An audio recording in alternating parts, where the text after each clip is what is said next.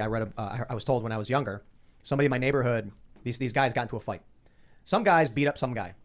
A few days later, a guy B beats up guy A. A few days later, guy A's friend C guys B, and they run up and start wailing on him. And then all of a sudden, in the middle of the pummel, one of the dudes pulls out a knife and goes 1-2 right in the chest of the dude they were beating up. The other two guys go, whoa, dude, and pull him back like, what are you doing? Like, we were just beating him up. They asked the guy, are you okay? And he's like, yeah, I'm fine. And he gets up and runs, turns the corner, and drops dead. They hit his lung.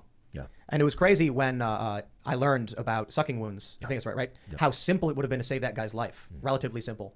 I mean, I don't know. I'm not an expert on how to. I know you can do the trick with like plastic wrap and tape on 3 sides, but couldn't they have just he could have stuck his finger in it or plugged it or something? And well, it's so your chest cavity, your chest wall is very fragile to say the least. You take a puncture wound in the chest, you're going to collapse a lung because the negative pressure and your lung collapses because it needs that pressure. What you're doing in the chest seal is you're applying it to that laceration where you've been compromised in your chest cavity, and it's re-establishing the balance in that pressure.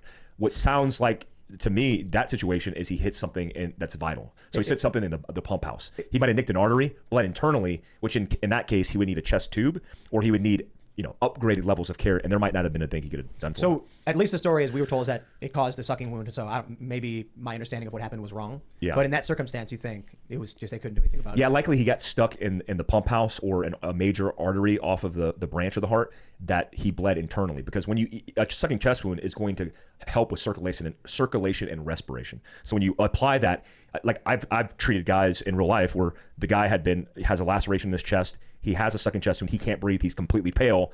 And then you put a piece of plastic, basically. It's got Hydra tape that's on it. And you put it on his chest, and he immediately comes back because his lung inflates. He's like, oh my God, like, holy crap, that was crazy.